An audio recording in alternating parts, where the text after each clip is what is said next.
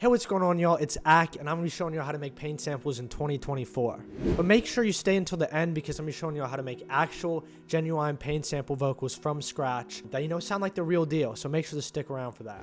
But first, getting into this sample, you really just want to start off with the piano. I'm doing a super simple progression. I'm just going from the 1 to the 2 to the 3. We're in E major. The main thing is, you can play around with notes. You'll find the right sounds eventually. But you got to make sure some notes are off the grid. You can see here, I've got some in front. I've got some in front again, some behind. Got to make sure that there's a lot of variety there and make sure that all the notes aren't the same velocity. If you have everything the same velocity, it's going to sound like a robot, but you really want to pick and choose where you're accenting certain things. You can see here I'm really accenting this B, and that's, music theory reason because that's the third of the chord. If you know a little bit about music theory, accent the thirds of all your chords, and that'll really make sure that the notes are really sticking out and it has something to grab onto if you're the listener.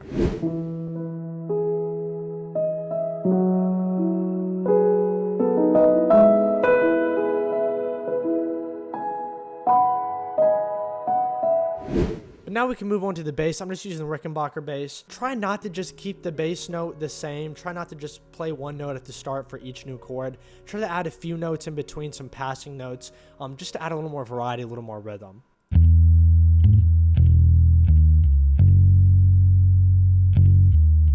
I also have a sub bass I throw in basically all my pain beats, and it sounds like this.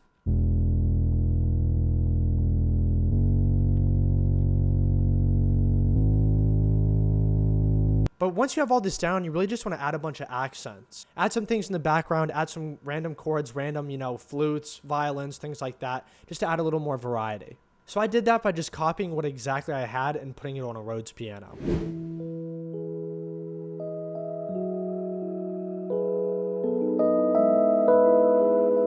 But then after that, I'm adding so many accents, but it really just fills out the sample. So I'm adding things such as crashes, flutes, toms, vocals, and also some ukulele. The main thing is I like using different kind of instruments. Everyone uses guitars, and I use them a lot, but I also have a ukulele, so sometimes I throw that in.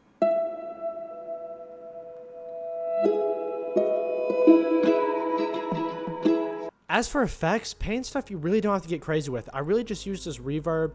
Everyone uses it. And I'm also using this effects rack, just a crystal choir, turning it down a bunch, adding a bit of a flanger. And then also, adding an EQ. This is really on the piano, ukulele, stuff like that. It's really nothing crazy. Then I also have vocals in here. And like I said, I'll be showing you how to make vocals for a different sample in a second. But this is what those sound like.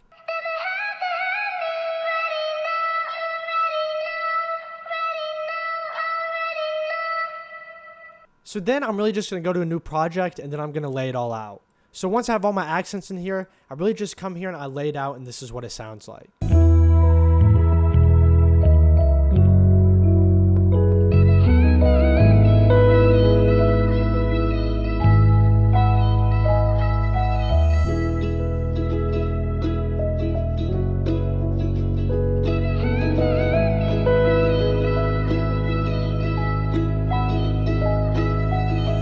But now let's get into making those actual vocal hooks. So first, I got some sample off of YouTube or a beat. I think I got off of Delso, legend. But I really just like writing over other people's stuff because I feel like I fall into the same kind of things if I do it over my own samples.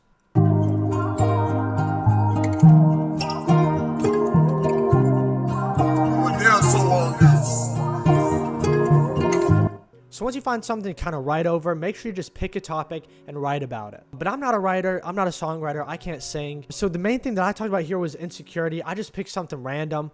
And if you needed any proof that I cannot sing, this is what I was singing. You say you would hate it. I need you to trust me. I don't want to miss someone that... So as you can hear there, I'm not the best singer, but you're really just trying to come up with really simple melodies, something really catchy, that are about, sensitive topics, love, insecurities, falling in love, falling out of love, stuff like that, because that's really what pain revolves around. So then for the absolute sauce, this is a plugin I use, not sponsored. I should be though, because I use this plugin every day, and I put anyone who, tries to make this kind of stuff onto it, but it's voice.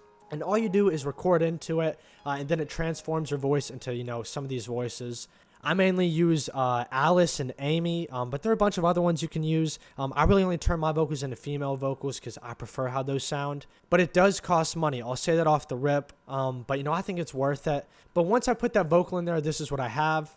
You say you would hate it. I need you to trust me. I don't wanna miss someone that I don't need. As you can see there, it's something really simple, really catchy, but I'll play the whole thing in a second, but also make sure to add some backing vocals. Again, you're trying to make this feel like you actually ripped it from a real song, so you want to add background vocals, you want to process it like you would a real vocal before adding all the paint effects. 'Cause I'm too insecure now, should probably put my phone down. Never really learned how to be unique. So you can see there, just adding backing vocals really helps fill it out, makes it feel a lot more like a real song. For the effects, I just used this effect chain from my guy Antar. I don't know, I've known him for like over a year. That's my guy working on with basically every single paint thing that I make. But I'm really just adding EQs to cut out some of the lows and highs. Just adding a bunch of those to get rid of sibilance, get rid of those super high highs. And then I'm adding an RVox, which is really just a compressor, but that just makes sure, you know, takes away some of the dynamics and makes it louder. And then I'm adding auto pan, which really just shifts it from side to side before finally finishing it off with a bunch of reverb. And this is how the whole vocal sample sounds. You say you would hate it. I need you to trust me.